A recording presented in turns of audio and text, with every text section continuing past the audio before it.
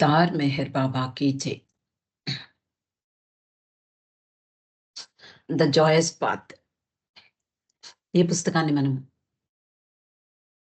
ప్రతిరోజు చదువుకుంటూ ఉన్నాము. బాబా శరీర త్యాగం చేసిన తర్వాత 20 సంవత్సరాలు గడిచిపోయాయి. మెహరా కూడా బాబాను చేరిపోయిన సంఘటనలు నిన్న తెలుసుకున్నాం.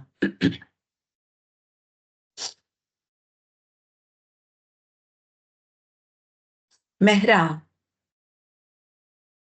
అంటే అతి త్వరగా అనారోగ్యం అనారోగ్యానికి గురైన కొద్ది రోజుల్లోనే ఆవిడ బాబాను చేరిపోయింది. దానికి ముందు జూలై నెలలో మెహ్రా తన దగ్గరికి వచ్చినటువంటి బాబా ప్రేమికులతో ఇలా చెప్పిందట. బాబా కోరినట్లు చెయ్యడానికి మీలో ప్రతి ఒక్కరూ 100% ప్రయత్నించినప్పుడు ఆయన మీకు సహాయం చేసేందుకు మీ దగ్గరే ఉంటాడు. అలా ఆయనను ప్రేమించడం సులభం కాకపోయినా బాబా సహాయంతో అది సాధ్యమవుతుంది. ప్రియమైన అవతార్ మెహర్ బాబా మానవునిగా మన ఆధ్యాత్మిక ప్రయాణంలో మనకు సహాయం చెయ్యడానికి భూమిపై అవతరించాడు. ఆయన మనకు మార్గాన్ని నిర్దేశిస్తారు. తన ధామాన్ని మనకు అందివ్వడం ద్వారా మన ప్రయాణాన్ని సులభతరం చేస్తారు. కావున ఆయన ధామాన్ని 2 చేతులతో గట్టిగా పట్టుకోండి. మరింతగా ఆయనను ప్రేమించండి అని చెప్పింది. బాబాకు మెహ్రా దూరమై 20 సంవత్సరాల సుదీర్ఘ కాలంలో ఎన్నోసార్లు తన ప్రేమను, అలాగే ఆమెలో ఉండేటటువంటి తపనను అనేక విధాలుగా వ్యక్తం చేస్తూ ఉండేది. పాత పేపర్లు తీసుకుని దాని మీద బాబాను ఉద్దేశించి వ్రాస్తూ ఉండేది.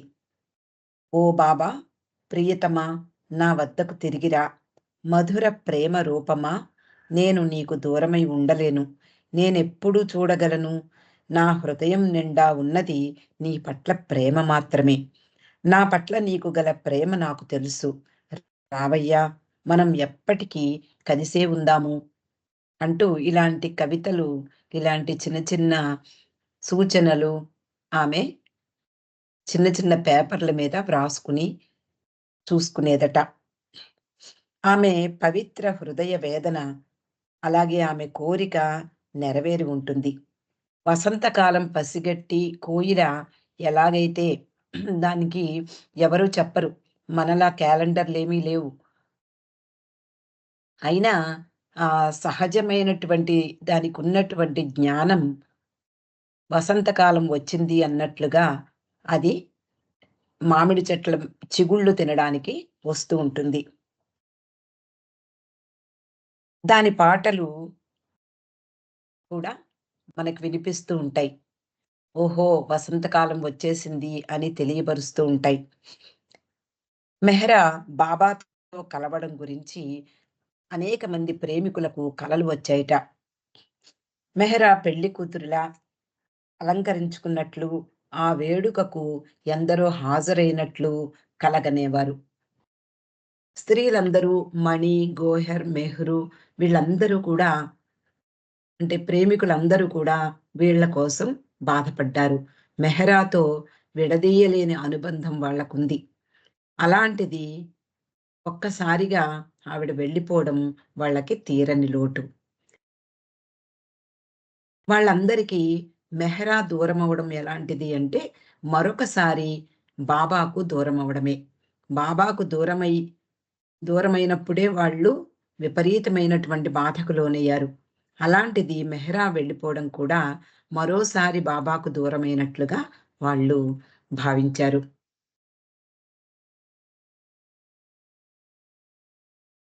మెహ్రా బాబాను చేరిపోయిన తర్వాత అనేక మంది ఉత్తరాలు వ్రాస్తూ మణి కోసం, మణి బాధను ఓదారుస్తూ వ్రాస్తూ ఉండేవారు. అందులో ఒక వ్యక్తి వ్రాసాడు.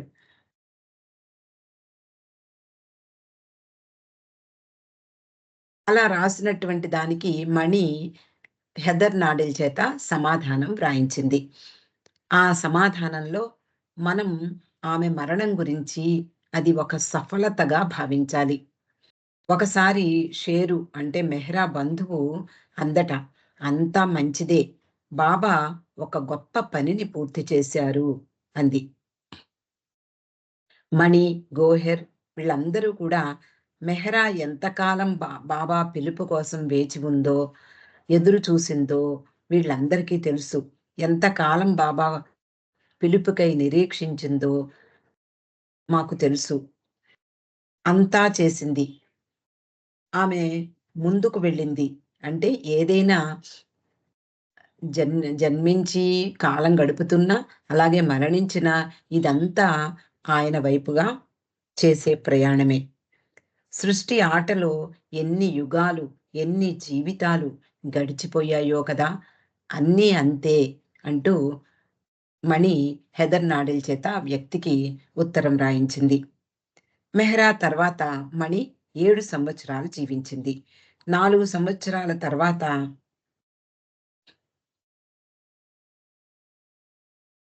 హెదర్, హెదర్ నాడెల్ మణితో చెప్పిందట.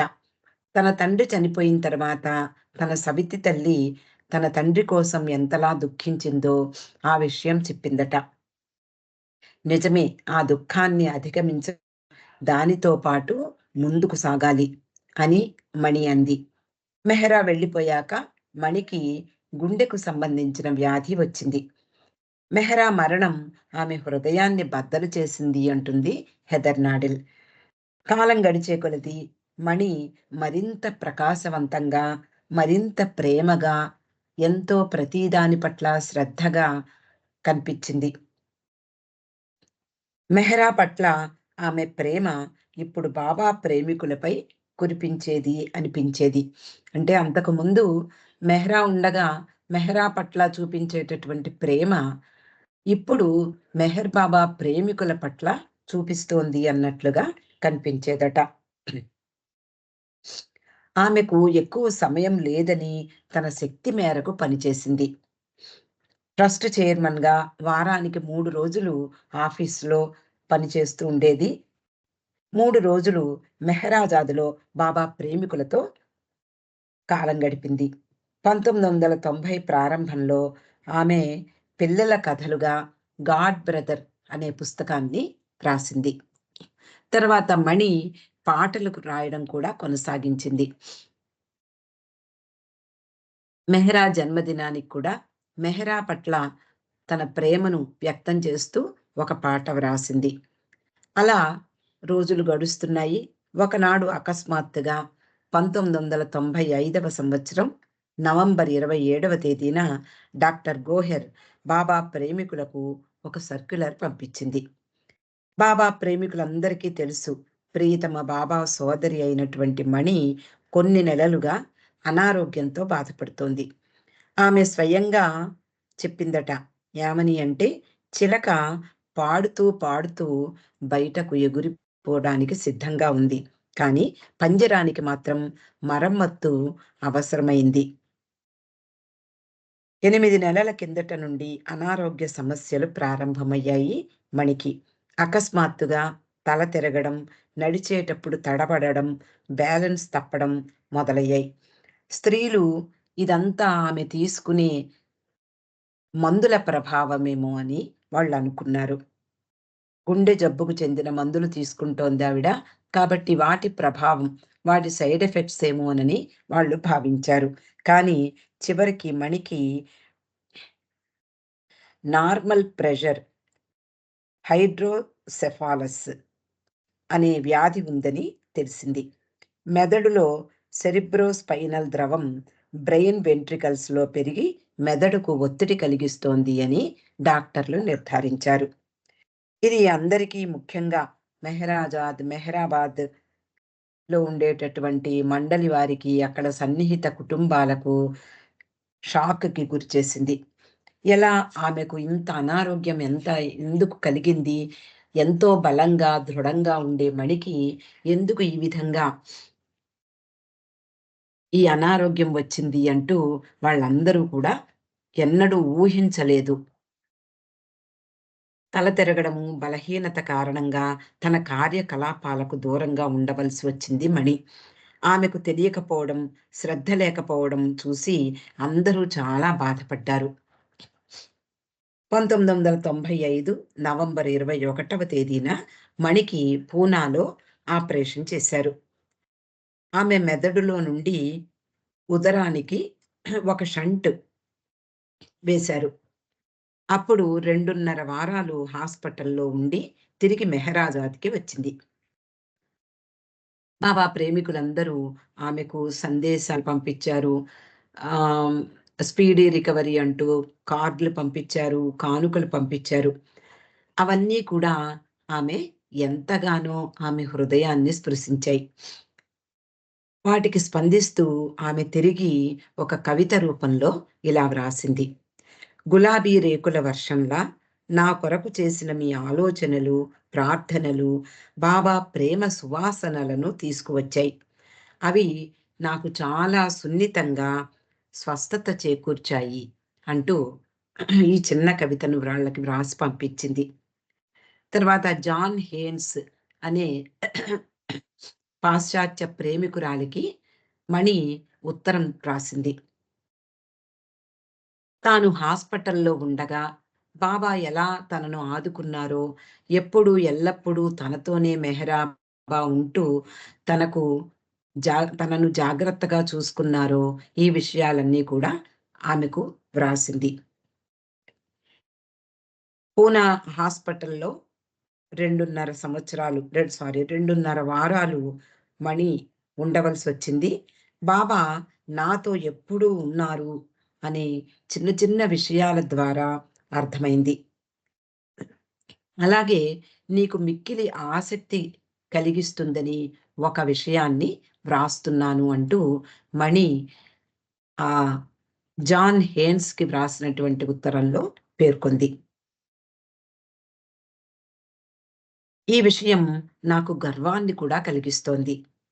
నా తల చర్మంలో షంటుని పంపేటప్పుడు దాని కొరకు కొంతవరకు జుట్టును తొలగించాలి.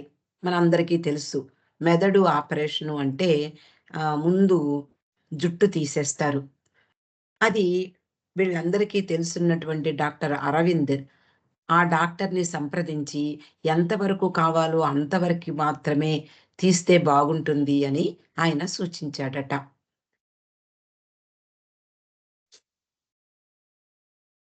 ఆయన అభ్యర్థన మేరకు కొంతవరకు మాత్రమే జుట్టు తొలగించడానికి అంగీకరించాడు ఆ డాక్టరు. కాసేపయ్యాక మణి ఒక ఆలోచన చేసింది.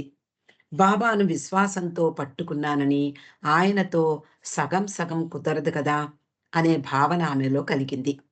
అంటే బాబాను పూర్తిగా నన్ను పట్టుకుంటే 100% పూర్తిగా పట్టుకోండి, లేదా పూర్తిగా వదిలిపెట్టండి అంటారు బాబా. ఆ విషయం ఆమెకు గుర్తుకు వచ్చింది. అప్పుడు నిన్ను నీవు ఆయనకు సమర్పించినప్పుడు సం సంపూర్ణంగా సమర్పించాలి. ఏ విషయంలోనైనా. కాబట్టి ఈ విషయం ఆమెకు ఆలోచనలోకి వచ్చి సర్జన్‌కి పూర్తిగా జుట్టు తొలగించవచ్చు. నాకేమీ అభ్యంతరం లేదు అని కబురు పంపింది. హాస్పిటల్‌లో ఒక మంగలి ఉంటాడు. అతడు మణి గదికి వచ్చాడు. పెద్ద కత్తెర మొదలైన సరంజామాతో వచ్చాడు. అప్పుడు ఆ పరిస్థితుల్లో మణి యొక్క ఆలోచనలు మెహ్రా, బాబా వీళ్ళ ఇద్దరి చుట్టూనే తిరుగుతూ ఉన్నాయి. మెహ్రూ, షెల్లి మణి దగ్గర ఉన్నారు. మెహ్రూ ఆ పని చేస్తుంటే మణిని ఆ మంగలి అంటే ఆ వ్యక్తి యొక్క వాచి చూసావా అని అడిగింది. అప్పుడు మణి అనుకుంది. ఎంత పిచ్చి, ఎంత పిచ్చితనం. ఈ క్షణం బాబాతోనే నేనున్నాను. ఆమె ఆ వ్యక్తి వాచి చూడమంటోంది. ఎంత పిచ్చితనం అని అనుకున్నాను. అతడు తన ఆయుధంతో నా చుట్టూ తిరుగుతూ ఉన్నాడు. మెహరు మళ్ళీ చెప్పసాగింది.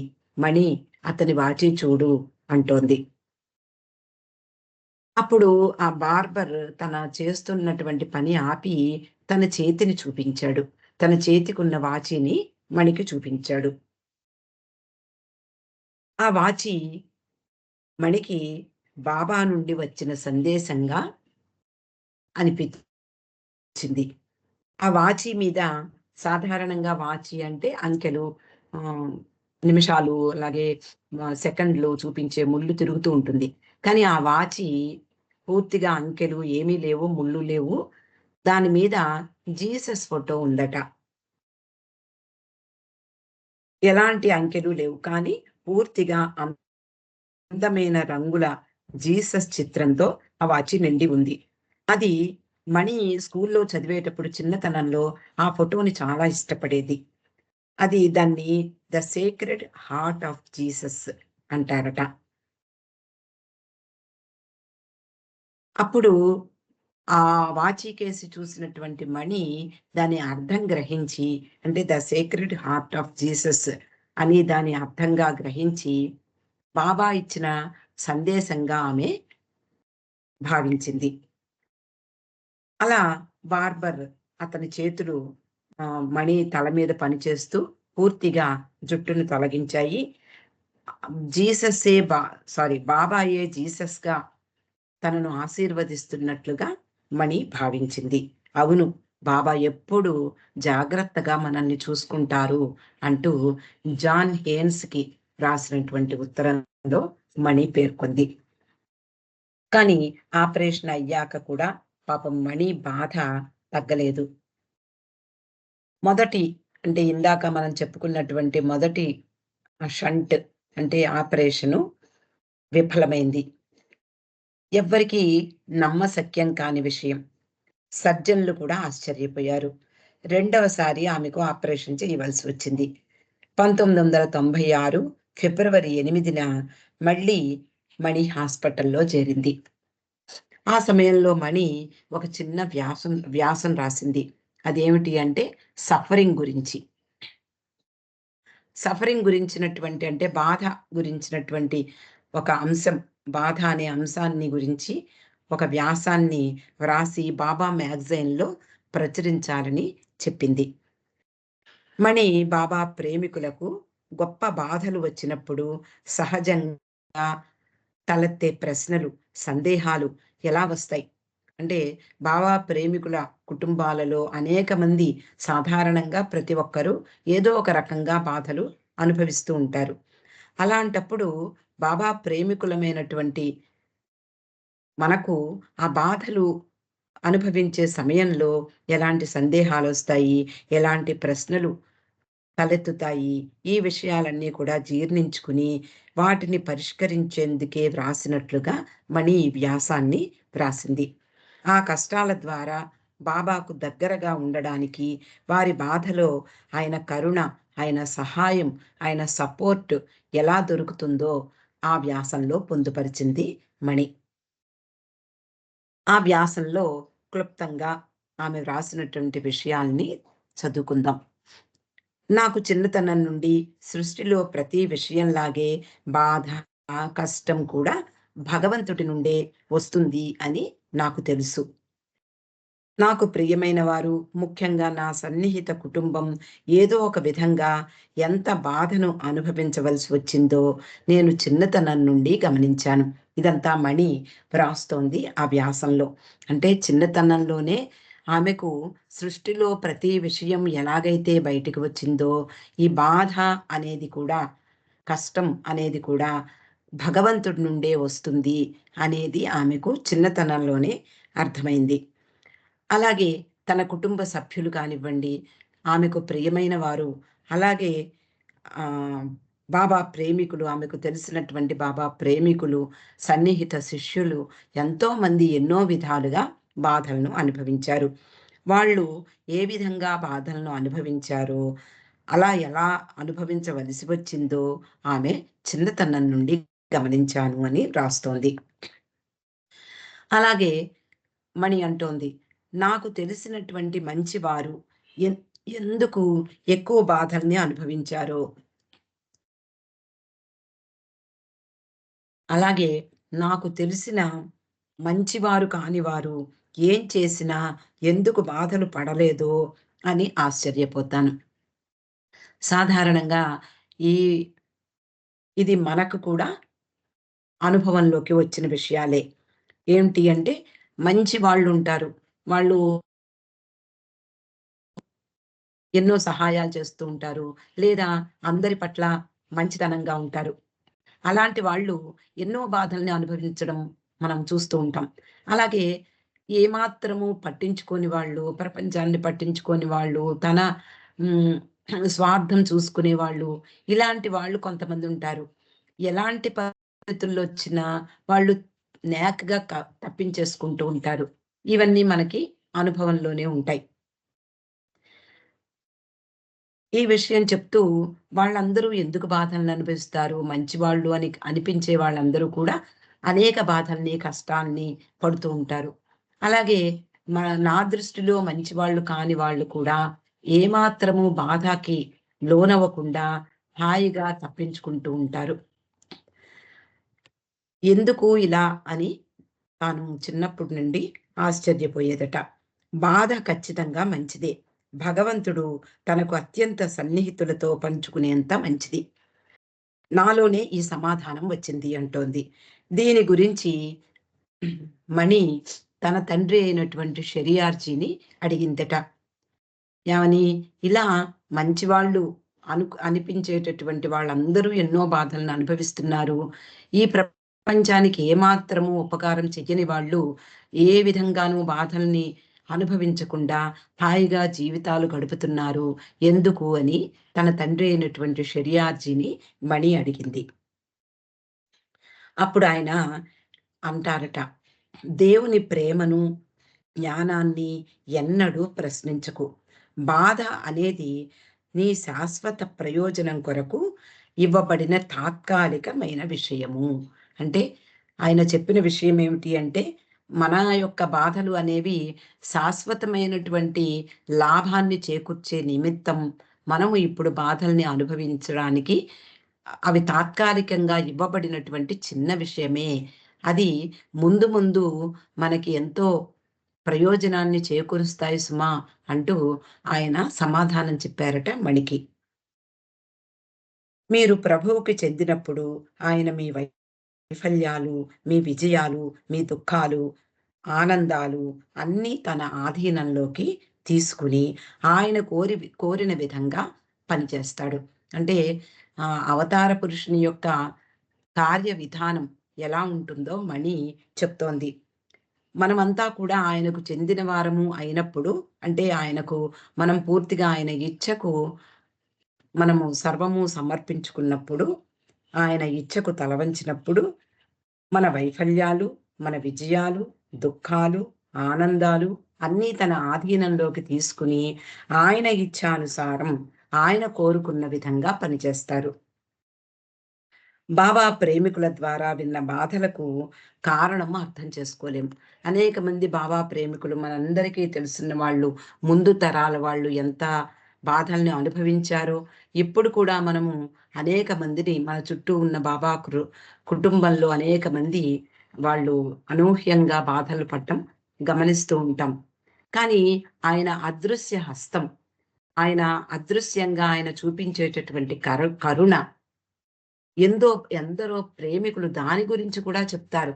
మనము ఎంతో బాధను అనుభవించవలసి ఉండగా, కొద్దిలో తప్పిపోయింది అంటూ కూడా ఎంతో మంది బాబా ప్రేమికులు ఆయన, ఆయన బయటికి కనిపించనటువంటి కరుణ, ఆయన దయ ఇవన్నీ మనల్ని కాపాడుతూ ఉంటాయి అని చెప్తూ ఉంటారు. ఒక సద్గురువు ఒక కుమ్మరి గురించిన కథ చెప్పాడు. ఈ విషయాన్ని మణి ఇక్కడ చెప్తోంది. పాత రోజుల్లో అంటే బాబా దేహత్యాగం చేసిన తర్వాత రోజుల్లో ఎంతోమంది మనం ఎన్నో సార్లు చెప్పుకున్నాం. బాబా ప్రేమికులు, యాత్రికులు మెహరాబాద్ వచ్చి బాబా సమాధిని దర్శించి, మెహరాజాద్ వచ్చి మండలి వాళ్ళతో ఎంతో సమయం గడిపేవారు. ఎరిచి మొదలైనటువంటి వాళ్ళతో హాయిగా అలా టీ తాగుతూ కబుర్లు వింటూ ఉండేవారు. ఆ సమయంలో మణి మొదలైన వాళ్ళందరూ కూడా తమ తమ తమకు ఉన్నటువంటి ఆ జ్ఞాపకాలన్నిటినీ కూడా బాబా ప్రేమికులతో పంచుకునేవారు. అలాంటి ఒక రోజు అంటే ఆ రోజుల్లో ఎరుచ్ సాధారణంగా బాబా ప్రేమికులను పింపల్గాం గ్రామానికి తీసుకువెడుతూ ఉండేవాట. అక్కడ ఒక కుమ్మరి ఉండేవాడు. కుమ్మరి అంటే మనందరికీ తెలుసు. ఆహ్, కుండలు తయారు చేస్తూ ఉంటాడు. ఒక చేత్తో కింద ఉన్న చక్రం తిప్పుతూ ఉంటాడు. అది స్పీడ్‌గా తిరిగేలాగా చేస్తాడు. మరొక చేత్తో మట్టిని మధ్యలో పెట్టి దానికి ఒక ఆకృతినిచ్చేలా 2 చేతులతో దానికి ఒక రూపాన్ని ఇస్తూ పనిచేస్తాడు. మళ్ళీ చక్రాన్ని తిప్పుతాడు. మళ్ళీ తనకు నచ్చిన విధంగా ఆ మట్టిని కుండ రూపంలో తయారు చేస్తాడు. ఆ తర్వాత అతని పచ్చిగా ఉన్నప్పుడే ఇంకా కాల్చకుండానే అతని ఎడమ చెయ్యి కుండ లోపల ఒక మెత్తటి గుడ్డ పట్టుకుని ఉంటుంది. కుడి చేత్తో పైన ఆ కుండ పైన చిన్నగా సుత్తి దెబ్బలు కొడుతూ ఉంటాడు. ఎడమ చెయ్యి పైకి కనిపించదు కానీ దాని లోపల దానికి సపోర్ట్ ఇస్తూ ఉంటుంది. అలా మద్దతునిస్తూ ఉంటుంది. కుండ విరిగిపోకుండా ఇది కాపాడుతూ ఉంటుంది. సహాయం చేస్తూ ఉంటుంది ఎడమ చెయ్య. అదే భగవంతుని యొక్క కనిపించని కరుణ అని ఆ సద్గురువు చెప్పిన విషయాన్ని ఆమె ఈ సఫరింగ్ అనేటటువంటి అంశం మీద రాసినటువంటి వ్యాసంలో పేర్కొనింది.